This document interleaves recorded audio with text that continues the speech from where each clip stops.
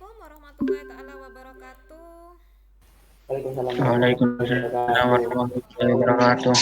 Oke, materi kita pada siang hari ini adalah listrik statis. Jadi nanti untuk materi listrik ini terbagi dua, yaitu statis dan dinamis. Secara bahasa statis adalah diam atau tidak mengalir, dan dinamis adalah yang mengalir atau yang bergerak ya. Oke. Kompetensi dasar yang ingin dicapai, sebentar, adalah menjelaskan konsep listrik statis dan gejalanya dalam kehidupan sehari-hari. Kemudian keterampilannya menyajikan hasil pengamatan tentang gejala listrik statis dalam kehidupan sehari-hari. Oke, nah, kalian mungkin sudah pernah eksperimen sederhana seperti ini ya waktu di SD. Jadi ada penggaris plastik, kemudian digosok pada rambut ya. Ternyata bisa menarik kertas-kertas kecil. Nah, ini sebenarnya ada kejadian apa sih? Nah, sebelum kita menjelaskan lebih lanjut, maka kalian harus mempelajari bagian yang terkecil dulu, yaitu atom. Nah, ini pengayaan ya. Jadi ada sejarah teori atom, mungkin tidak ada di buku kalian ya. Tapi mungkin menurut saya ini cukup penting. Jadi kalau bedanya pembelajaran kita sama di luar, kalau di luar itu kalian harus paham konsepnya dulu yang harus dipegang ya. Rumus itu dikesampingkan ya. Jadi konsep dulu harus dipegang. Jadi kalau konsep itu sudah dipegang, mau diberi soal seperti apapun itu kalian pasti bisa. Nah, kalau di sini kan moro-moro banyak hitungannya ya. Sebenarnya itu tidak terlalu penting juga. Nah, sekarang atom ini, kata atom ini pertama kali diutarakan oleh Demokritus ya. Bahasa Yunani, a artinya tidak, tomos artinya dibagi. Jadi atom adalah tidak dapat dibagi-bagi lagi. Jadi kalau kalian dengar kata abiotik, amoral, a adalah tidak, biotik makhluk hidup, berarti bukan makhluk hidup. Amoral, tidak bermoral. Jadi seperti itu ya cara mendefinisikannya. Nah, tetapi karena Demokritus tidak dapat menjelaskan eksperimen apa yang bisa mengukuhkan teorinya, sehingga itu kenapa Demokritus tidak dimasukkan dalam sejarah teori penemuan atom, perkembangan atom ya. Nah, eksperimen pertama kali dilakukan oleh John Dalton ya. Jadi dia eksperimen menggunakan aluminium foil yang dipotong kecil-kecil sampai tidak bisa dipotong lagi. Itu adalah atom menurut John Dalton. Nah, ya. Jadi sedangkan eksperimen selanjutnya yaitu J.J. Thomson. J.J. Thomson ini eksperimen menggunakan tabung katoda. Ya, tabung katoda itu seperti apa? Jadi kalau kalian masih ingat televisi bentuk lama ya, di belakangnya ada tabung, atau layar komputer yang lama ya, yang membesar.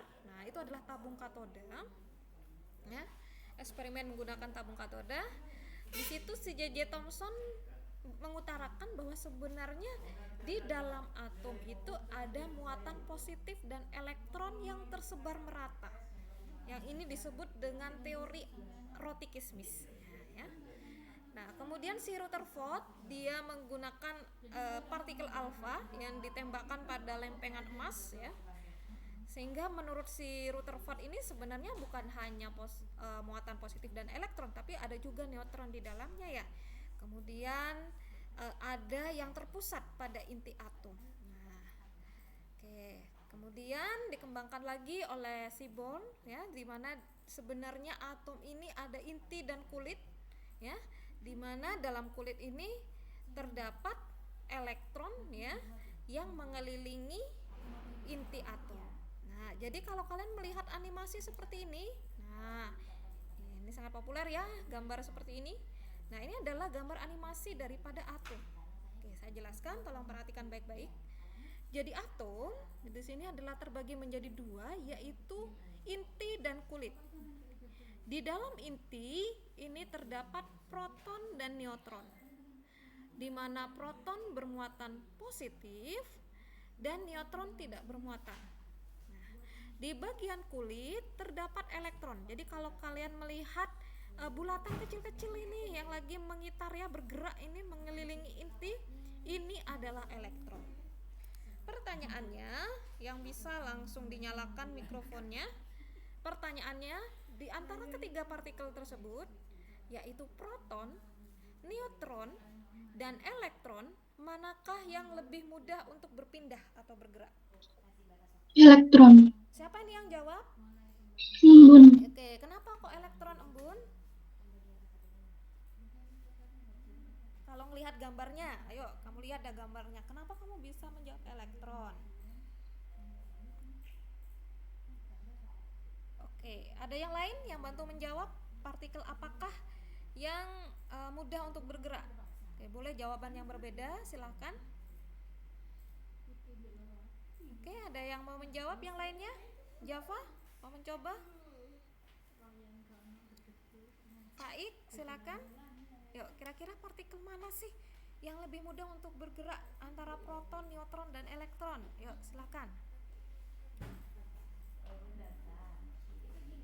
Oke, sudah tidak ada yang mau menambahkan?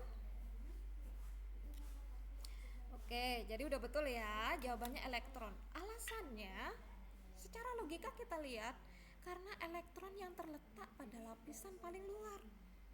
Udah kan, jawabannya simpel saja, ya. Sehingga dia akan lebih mudah untuk bergerak atau berpindah. Sementara proton dan neutron ini terikat kuat di dalam inti. Jadi ketika kalian nanti mendapatkan soal, ya biasanya ada soal ya, bermuatan ini karena titik-titik. Biasanya pilihannya ada elektron bergerak ya, kemudian ada proton bergerak. Nah, itu jelas salah. Karena yang mudah untuk bergerak hanyalah elektron. Apakah proton dan neutron tidak dapat bergerak, berpindah? Bisa. Ya, kalau nanti ditembakkan partikel lain ke dalam inti sehingga proton nanti terlempar. Tapi ini materi SMA ya. Kelas 3 nanti kalian mendapatkan materi dari guru kalian ya. Nah, sementara jika itu tidak terjadi maka proton dan neutron tidak. Yang bergerak di sini adalah elektron. Oke, jelas ya konsepnya. Nah, jadi ini saya perjelas lagi. Kita lihat. Nah, ini adalah susunan partikel. Kita ambil paling mudah adalah partikel zat padat. Nah, jadi dalam satu partikel ini ternyata di dalamnya adalah terdapat atom. Nah, atom ini adalah bagian yang paling kecil. Saya punya pertanyaan baru terpikirkan. Oke, di dalam tubuh kalian, kita masukkan sedikit ke biologi ya. Nah, di dalam tubuh kalian, sebenarnya mana sih yang paling kecil? Sel atau atom? Ayo, pertanyaan menjebak. Di dalam tubuh kalian ada atom atau tidak? Ayo. Pertanyaan pertama dulu. Apakah di dalam tubuh kalian ada atom? Yuk, gitu aja dulu. Ini tadi kan saya contohkannya partikel zat padat. Saya baru terpikirkan pertanyaan ini. Apakah di dalam tubuh kalian terdapat atom?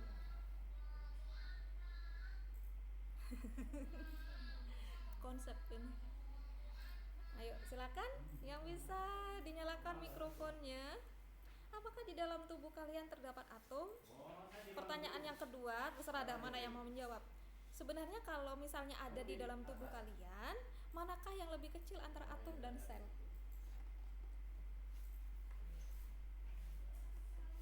Yuk, silakan.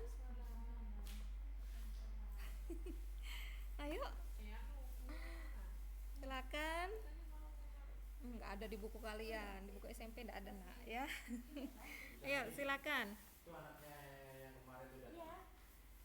Oke, ada yang bisa menjawab? Ada, Bu. Ada. Ini siapa yang jawab ini? Java. Java, ada. Yang jawab ada tuh atomnya ada ya. Nah, sekarang antara atom dan sel, mana yang lebih kecil? Ayo. Atom, Bu. Atom. Oke, alasannya? Karena atom adalah suatu yang tidak bisa dibagi atau dibagi lagi gitu, Bu. Bingo. Karena atom Betul. Sudah dapat konsepnya. Iya. Di dalam tubuh manusia itu ada atom.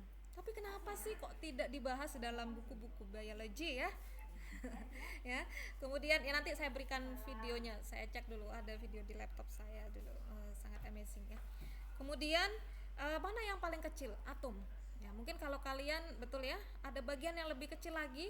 Kalian pernah nggak ada mendengar majalah quark? Itu lebih kecil lagi daripada atom, quark ya. Ya, oke. Oke, nanti bisa dicek lagi ya itu pengayaan. Nah, jadi saya ulang lagi di sini teori atom. Java udah betul ya, dapat 2 poin. Jadi ada di dalam atom itu ada inti ya. Diingat ya, proton dan neutron. Proton positif, neutron tidak bermuatan. Dan di bagian kulit adalah elektron yang bermuatan negatif yang dia akan bergerak mengelilingi inti atom. Di mana elektron inilah yang akan berpindah ya, karena dia terletak pada lapisan paling luar. Nah, pembagian atom, jenis atom ini apakah dia netral, positif, dan negatif, ini tergantung dari jumlah elektronnya. Kalau jumlah elektronnya sama dengan jumlah protonnya, maka dikatakan atom netral. Nah, kalau jumlahnya lebih sedikit atau kekurangan elektron, maka dikatakan bermuatan positif. Jika kelebihan elektron atau lebih banyak elektronnya, maka dikatakan bermuatan negatif. Nah, kita ambil contoh atom yang paling kecil, yang paling sederhana, yaitu hidrogen, di mana hidrogen memiliki 1 proton dan 1 neutron. Satu proton dan 1 elektron ya, seperti itu. Nah, kemudian ada helium. Di sini ada 2 proton dan 2 elektron. Bisa dilihat ya seperti ini. Nah, jadi biasanya kalau anak-anak disuruh buat model atom, biasanya mereka sukanya pilih helium katanya, soalnya jumlahnya paling sedikit ya, dibandingkan kalau hidrogen kan kelihatan simple, gak menarik ya. Nah, akhirnya mereka rata-rata milih helium. Ya, bolehlah ya. Nah, sekarang kita masuk ke muatan listrik. Tadi kan sebagai awal, kenapa sih kok penggaris plastik yang digosok dapat menarik bulu ayam atau dapat menarik kertas? Nah, jadi elektronnya tadi berpindah. Tapi saya garis bawahi, elektron setiap benda itu memiliki sifat yang berbeda-beda. Analoginya seperti ini. Kalian sama-sama laki-laki, tapi sifatnya pasti beda kan? Ada yang sukanya ngerumpi, ada yang sukanya duduk diam, ada yang sukanya jalan-jalan. Elektron juga sama. Elektron benda A dan benda B juga berbeda. Ada yang lebih suka loncat-loncat, segera berpindah, digosok sedikit sudah langsung pindah elektronnya, ya. Ada yang tidak suka berpindah. Nah, kalau pada penggaris dengan kain wol ini, ya, maka yang mudah berpindah ini adalah kain wol. Nah, sehingga elektron kain wol berpindah ke plastik, sehingga plastik kelebihan elektron dan bermuatan negatif.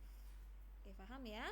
Nah, biasanya anak-anak ketika melakukan eksperimen, nah, biasanya tidak pakai rambut atau kain wol, kadang pakai buku juga bisa. Jadi buku di kertas itu ya, di penggarisnya digosok-gosok dalam buku, kemudian ditaruh di atas kertas tuh sudah tertarik. Kain wol itu ya kain seragam kalian itu bagian bawah itu kain wol, itu bisa dipakai. Nah, kalau rambut jarang, kenapa? Karena rambut tuh kalau habis keramas atau basah itu sudah nggak bisa kadang ya. Jadi kesuksesannya kecil. Tapi ada yang dulu tuh rambutnya tebel sekali ya, digosok dikit itu sudah bisa nempel kertas-kertasnya. Jadi teman-temannya tuh pada gosokin penggaris tuh ke rambutnya. Nah, jadi karakter rambut meskipun sama-sama rambut, nah itu beda-beda ya. Nah, hal yang berbeda jika kaca digosok dengan kain sutra. Nah, yang terjadi adalah elektron si kaca ini akan berpindah ke kain sutra sehingga kaca kekurangan elektron atau bermuatan positif. Nah, sekarang interaksinya bagaimana? Karena tadi kaca digosok jadi muatannya positif. Jadi kalau ada muatannya sama, maka interaksi yang terjadi adalah tolak menolak, ya. Tapi kalau interaksinya kalau didekatkan dengan muatan yang berlawanan, positif dan negatif, maka interaksinya adalah tarik menarik. Sekarang saya ada contoh soal, ya. Kita lihat. PQRST, ya. Apabila bola P bermuatan positif. Oke, saya kasih tanda plus di sini ya, muatan positif. Nah, P ditarik R. P ditarik R. Nah, kalau P-nya positif, maka maka R-nya negatif. Nah, tetapi ditolak T. Nah, berarti muatan P dan T adalah sama, sehingga yang T adalah positif. Oke, jelas ya sampai di sini di contoh soal. Sedangkan Q ditarik R. Q ditarik R. R-nya tadi kan negatif. Kalau Q-nya ditarik berarti muatannya positif. Nah, ya. Oke, Q ditarik R tetapi ditolak S. Jadi si Q ini ditarik R tetapi ditolak S. Karena Q-nya positif, maka S-nya juga positif. Nah, kita baca soalnya ya. Maka gaya listrik yang terjadi antara P dengan Q. P dengan Q, positif ketemu positif, tolak menolak. P dengan S. P dengan S. Positif dengan positif, tolak menolak juga. Berarti kedua-duanya tolak menolak. Berarti jawabannya yang B. Oke, sampai di sini silakan kalau ada pertanyaan. Yuk, silakan. Ada yang masih belum jelas sampai di sini? Oke, jelas ya. Nah, oke, kalau sudah tidak ada, kita lanjutkan ke hukum kolom. Nah, besarnya gaya interaksi yang terjadi antara kedua muatan tadi, baik yang tolak menolak ataupun tarik menarik yang terpisah dengan jarak tertentu, ini kita sebut dengan hukum kolom ya. Oke, di mana persamaannya ya adalah kaki kurata. Ya, saya biasanya kalau menjelaskan ke anak-anak saya buat singkatan kaki kurata ya. Dari K kali Q1 kali Q2 dibagi R kuadrat. K adalah konstanta atau ketetapan yang nilainya 9 kali 10 pangkat 9. Q adalah muatan, Q1 berarti muatan 1, Q2 berarti muatan 2, kemudian R adalah jarak yang dikuadratkan. Jadi dari persamaan ini kalian bisa mengambil logika bahwa kalau jaraknya semakin dekat, maka gayanya juga semakin kuat, kan? Tapi kalau jaraknya semakin jauh, maka gayanya juga semakin lemah. Oke, sekarang kita masuk contoh soal. Oke, perhatikan baik-baik ya contoh soalnya. Ini logika, ya, tidak perlu angka yang banyak ya, tapi siswa biasanya tidak bisa mengerjakan ini. Kita lihat, nah ya, ini ada dua muatan. Nah, A dan B. Muatan A adalah plus 2Q, muatan B adalah plus 3Q. Arti plus ini artinya adalah muatan positif. Nah, berarti kalau positif bertemu positif, maka interaksinya adalah tolak menolak. Kita cek soalnya. Nah, berarti soalnya udah betul ya. Yang ditanyakan adalah di sini adalah tolak menolak. Ya. Nah, plus di sini tidak perlu dituliskan nantinya ya dalam soal hitungan. Karena plus di sini hanya menunjukkan informasi bahwa muatannya adalah jenis muatan positif. Ya. Oke, sekarang kita tuliskan ya. Ini ada muatan A, ada muatan B. Ya. Muatan A awalnya 2Q, kan? Kita tulis 2 saja. Yang plus tidak perlu ditulis karena tadi sudah saya jelaskan itu hanya informasi kalau dia muatannya positif. Kemudian yang B adalah 3. Nah, sekarang kita baca soal selanjutnya. Jika muatan A diperbesar menjadi 4Q, nah, jadi saya tulis dari 2 menjadi 4, dan muatan B diperbesar menjadi 12Q. Nah, sekarang perhatikan ini. Dari 2 menjadi 4, ini dikali berapa? Jawabannya adalah dikali 2. Nah, kita tulis angka 2-nya di sini. Dari 3 supaya menjadi 14. Dari 3 supaya menjadi 12, ini dikali berapa? Jawabannya adalah dikali 4. maka angka ini nanti yang kita masukkan. Nah, ya. Sekarang jaraknya awalnya 10, sekarang jaraknya diubah menjadi 5. Nah, oke. Dari 10 ke 5, nah, ini dikali berapa? Nah, jawabannya adalah setengah. Nah, oke ya. Oke. Ini adalah R-nya ya. Nah, sekarang kita masukkan ke rumusnya. Sakihurata. F sama dengan K ya. Q1 kali Q2 dibagi R kuadrat. Nah, K-nya kita abaikan saja, tidak perlu ya. Nah, oke. Nah, sekarang muatan 1 si A 2 kali tadi kita masukkan angka 2. Q2 nya tadi dirubah menjadi berapa kalinya? 4 kali, kita masukkan angka 4. Jaraknya tadi dirubah menjadi setengah, berarti setengah. Jangan lupa kuadratnya. Nah, kebanyakan siswa itu lupa dengan kuadrat. Oke, sama dengan ya, 2 dikali 4 adalah 8. Setengah dikuadratkan. Kalau ada kuadrat seperti ini, maka yang atas dikuadratkan, yang bawah juga dikuadratkan.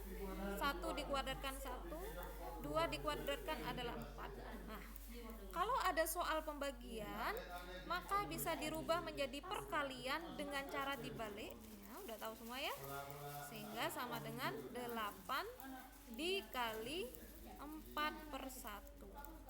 Nah, jadi jawabannya adalah 32. Oke. Bisa ya? Jadi jawabannya yang D. Yuk, silakan yang mau bertanya dulu sampai di sini. Yuk. Oke, sudah paham ya? Yuk, kalau masih belum paham bisa ditanyakan sekarang. Yuk, tadi. Oke, kalau tidak ada kita masuk ke medan. Nah, ya. Medan itu secara bahasa adalah ruang di sekitarnya. Jadi nanti ada medan listrik, ada medan magnet. Jadi medan listrik ini berarti ruang di sekitar muatan listrik yang masih dipengaruhi oleh gaya listrik. Nah, ini digambarkan dengan garis-garis gaya listrik. Bagaimana cara menggambarkannya? Nah, garis gaya listriknya menggunakan tanda panah ya, keluar dari muatan positif tanda panahnya ya, dan tanda panah masuk untuk muatan negatif. Nah, sehingga kalau muatannya positif dan negatif didekatkan, kita lihat garisnya seperti ini jadinya. Sehingga itu kenapa interaksinya adalah tarik menarik. Tapi kalau dari positif dengan positif, karena sama-sama keluar, sehingga interaksinya adalah tolak menolak ya, tidak bertemu di sini. Hal yang sama kalau negatif dengan negatif, garis gayanya sama-sama masuk ya, sehingga juga tolak menolak. Oke, jelas ya? Ini pengayaan dibaca sendiri. Nah, sekarang kita masuk ke induksi. Apa sih induksi? Induksi ini adalah peristiwa pemisahan muatan listrik pada suatu benda ketika didekati benda bermuatan listrik. Oke, ya. Nah, mendapatkan muatan listrik negatif pada benda dengan induksi. Oke, kita lihat ya. Jadi di sini kalau didekatkan yang positif, maka maka yang muatan negatif ini akan mendekat seperti ini ya. Nah, oke. Jadi benda netral bila diinduksi dengan benda bermuatan positif, maka akan menjadi bermuatan negatif ya. Oke, seperti ini ya. Hal yang sama juga terjadi ya, ini. Oke. Jadi jenis muatan benda yang terinduksi akan berlawanan dengan jenis muatan benda yang menginduksi ya. Nah, prinsip ini juga dipakai untuk menjelaskan elektroskop ya. Nah, itu saya sudah upload tugas di Classroom ya. Kalian diminta untuk membuat elektroskop. Nah, elektroskop sederhana. Jadi bahannya ini menggunakan kawat tembaga ya. Jadi kawat tembaga ini kalian bisa biasanya beli kabel ya. Dalamnya kan ada yang kawatnya serabut, ada yang cuma satu besar ya. Pakai yang satu saja besar ya, jadi lebih mudah. Kemudian dimasukkan ya, tidak perlu pakai botol kaca ya, pokoknya bening. Boleh pakai toples bekasnya sosis atau botol plastik bekasnya Alamo, nah yang penting kelihatan ya. Kemudian setelah itu dilubangi sedikit tutupnya di tengah, dimasukkan kawatnya ya. Kemudian bagian bawah kawatnya ditekuk sedikit ya, sebagai tempat dipasangkannya aluminium foil. Nah, aluminium foil ini banyak tersedia di toko makanan ya, biasanya sebagai pembungkus makanan ya. Nah, biasanya kalau di kelas anak-anak cukup beli satu ya, karena dapat lembaran panjang, kemudian dibagi sama teman-temannya. Ya, karena sekarang di rumah ya nggak apa-apa sudah ya. Nah, ini dipotong sedikit saja, ya, sedikit aja, kecil saja ya. Nanti saya share videonya ya. Kemudian nanti dipasang di bagian bawah sepasang ya. Nah, kemudian di bagian atas itu nanti kawatnya dibentuk seperti kepala ya, boleh melingkar. Nah, cara membuktikan apakah eksperimen kalian sukses apa tidak. Jadi pakai penggaris, digosokkan boleh pada buku, pada rambut ataupun kain wol. Kemudian kalian dekatkan di kepalanya ini. Nah, mendekat dan menjauh, jadi digerakkan ke atas ke bawah. Nah, kalau aluminium foil di bawah ini membuka dan menutup, berarti eksperimen kalian sudah sukses. Oke, begitu ya prosesnya. Nah, jadi bagaimana prinsipnya? Nah, tadi sudah dijelaskan. Jadi kalau didekatkan dengan muatan positif, maka muatan negatif yang pada daun ini akan bergerak ke atas, sehingga yang tersisa di bagian bawah adalah muatan positif, sehingga daunnya akan membuka ya, seperti itu ya prinsipnya. Oke, sekarang kita masuk ke petir ini. Jadi aplikasi listrik statis tadi selain pada elektroskop ya, mesin fotokopi, ini juga pada petir. Nah, petir ini loncatan daripada muatan elektron ya. Nah, karena rumah memiliki hambatan yang besar, maka ketika dilewati elektron dalam jumlah yang besar, rumah akan mengalami kerusakan. Artinya rumah tersambar petir. Nah, petir itu pada dasarnya akan menyambar suatu tempat ya, apapun yang paling tinggi di tempat tersebut. Jadi misalkan kamu ada di lapangan ya, kemudian posisi kalian adalah yang paling tinggi di tengah lapangan tersebut, maka kamulah yang akan tersambar. Nah ya. Nah, sehingga itu kenapa biasanya di gedung-gedung yang tinggi ya, karena dia memang posisinya paling tinggi, yang paling dekat dengan langit ya, maka biasanya dipakailah yang namanya penangkal petir. Jadi bisa kalian lihat di sini ya. Sehingga nanti ya, jadi dia berupa logam ujung runcing. Jadi muatan loncatan elektron ini akan dialirkan ke bumi, atau dalam bahasa elektro biasanya mereka menggunakan istilah digroundkan ya. Digroundkan ya. Mengapa kok dialirkan ke bumi? Karena bumi dapat menampung muatan dalam jumlah yang sangat besar. Oke, jelas ya. Nah, seperti ini contohnya ya. Oke. Nah, sekarang ada alat lain namanya generator Van de Graaff. Ini biasanya punya kampus-kampus ya. Ini adalah mesin pembangkit listrik statis yang sangat besar. UM punya ini ya. Dulu ada SMP Nurul Jadid, kalau ada kegiatan liburan ya, mereka ada kegiatan studi banding, mereka ke UM. Dan biasanya mereka praktek juga dengan generator Van de Graaff ya, seperti ini. Nah, ini mungkin kalian sering lihat di movie-movie ya, di TV-TV ya. Nah, jadi seperti ini. Nah, ini yang dipegang anak ini adalah generator Van de Graaff. Nah, ya. Oke. Jadi kalian bisa, ini adalah listrik statis. Jadi rambutnya bisa terangkat ke Oke, materinya udah selesai ya. Nggak terlalu banyak sih listrik statis, yang penting konsep atom, kemudian interaksi tolak menolak dan ininya ya, tarik menarik, kemudian hukum Coulomb. Nah, ya. Itu yang penting kalian kuasai. Yuk, silakan kalau ada pertanyaan. Materi listrik statis sudah selesai. Ada yang mau ditanyakan? Oke, tidak ada ya. Tugasnya ada yang mau ditanyakan? Untuk tugas elektroskopnya itu masih sampai tanggal 28 kalau nggak salah, masih lama. Oke, kalau tidak ada, Bu Arin akhiri meeting kita pada siang hari ini. Terima kasih atas kehadirannya. Semoga kalian menjadi anak yang soleh-soleha dan mendapatkan ilmu yang bermanfaat. Oke, Bu Arin akhiri. Wabillahi taufik wal hidayah. Wassalamualaikum warahmatullahi wabarakatuh. Waalaikumsalam. Waalaikumsalam. Waalaikumsalam warahmatullahi wabarakatuh.